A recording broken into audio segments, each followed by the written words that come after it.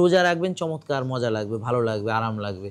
সারাদিন না খেয়ে মনে হবে অনেক এনার্জি, শান্তি। এটা রাস্তায় দৌড়াবেন, আপনি ঘাসে হাঁটবেন, আপনি রোদে যাবেন, আপনি রোজা রাখবেন, আপনি ভোরে উঠবেন, আপনি শ্বাসের ব্যায়াম করেন, কোনোটাই কোনো টাকা লাগে না।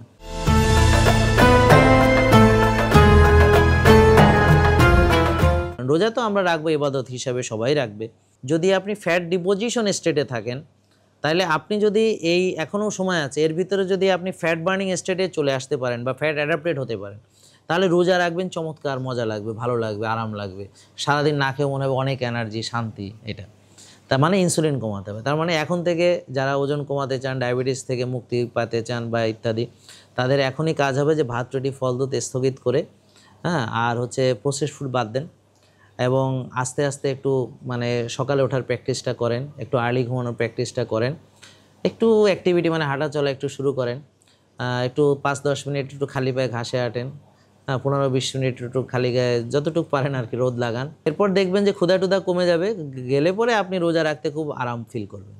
আর যারা ধরেন হ্যাংলা পাতলা, তারা শুধু শ্বাসের ব্যায়াম করবে, ভালো ঘুমাবে, মানসিক প্রশান্তির চর্চা করবে, ভোরে উঠবে, তারা কোয়ালিটি প্রোটিন ফ্যাট খাবে, কোয়ালিটি ফাইবার খাবে, কোয়ালিটি কার্বস খাবে, তারা রোজাতে বরং আমার কিছু কিছু রোগী আছে যাদের ওজন একদম কম, তাদেরকে বরং আমি বলতেছি আপনি একটু বেশি বেশি এখন খান, কারণ 30টা রোজা রাখতে শেষের দিকে দুর্বল হয়ে পড়বেন, কষ্ট হবে।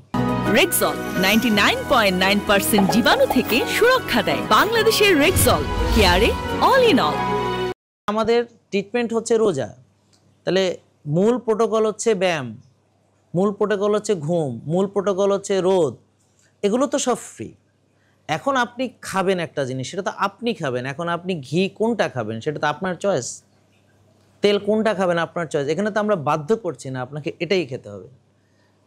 যার সামর্থ্য আছে সে খাবে কাকা, মাকা, ওয়ানপ্রো, মাচা, এমসিটি ইত্যাদি, ঠিক আছে। তাহলে এই বিষয়গুলো মানুষ বোঝে না বলে তারা ভুল বুঝতেছে। যেমন ডাক্তারের কাছে গেলে ওষুধ কিনতেই হবে, কিন্তু এখানে তো ট্রিটমেন্ট ওষুধ না, রোজা, এগুলো তো টাকা নেই।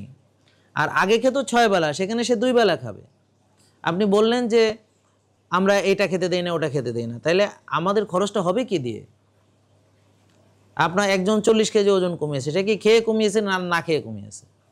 তো 40 কেজি জমাইছে, তখন তার অনেক খেতে হয়েছে, অনেক টাকা খরচ হয়েছে। এখন তো তার যা খরচ করলো, নিজের চর্বি বাড়ালো, 40 কেজি এক্সট্রা ওজন, তো খেয়ে হয়েছে, তো টাকা লাগছে না। এখন সে যে খাইয়ার জমাইছে, এখন আমাদের নিয়মে আসলে ওই যে খরচ করছে সেখানে ক্যাশব্যাক অফার, অর্থাৎ সেখান থেকেও কিছু ফেরত পাবে। কথা বুঝতে পারছেন? কারণ সে তো কিছু খাচ্ছে না, সারাদিন রোজা রাখছে, একবেলা খাচ্ছে, তো এই যে 5 বেলা খাবার খরচ বাঁচলো। তাহলে মূলত এখানে খাবার খরচ বাঁচছে, শুধু পার্থক্য একটাই, সে নষ্টটা না খেয়ে ভালোটা খাচ্ছে। 10 লিটার সয়াবিন না খেয়ে সে 1 লিটার হয়তো অলিভ অয়েল খাচ্ছে, আলটিমেটলি খরচ তার কমছে। বা 6 বেলা না খেয়ে 1 বেলা 2 বেলা খাচ্ছে, খরচ কমছে।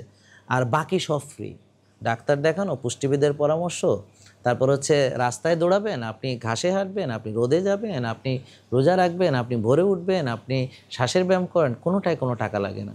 আর বাঁচবে ডাক্তারের ভিজিট, ওষুধের খরচ, পরীক্ষার খরচ, অপারেশনের খরচ, আর সাফারিংস, ক্যান্সারের কষ্ট, প্যারালাইসিসের কষ্ট, হাঁটু ব্যথার কষ্ট, মাজা ব্যথার কষ্ট, চোখ নষ্ট হওয়ার কষ্ট, ব্রেন ড্যামেজ হওয়ার কষ্ট, ইত্যাদি, লিভার সিরোসিসের কষ্ট, এই সব কিছু থেকে বাঁচবে। আসলে সে লাইফটাকে এনজয় করবে।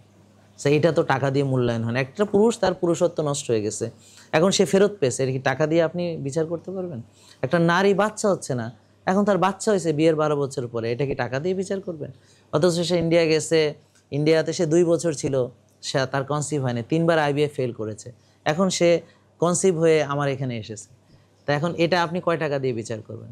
সে তো অনেক টাকা খরচ করেছে, প্রায় 40 লাখ টাকা, সে তো ওখানে বাচ্চা হয়নি তার, কিন্তু এখন হচ্ছে, আলহামদুলিল্লাহ। এগুলো সব কিছু তো টাকা দিয়ে বিচার হয় না। তো এটা আসলে মানুষ বুঝবে এক সময়, এবং অনেকে বুঝছে।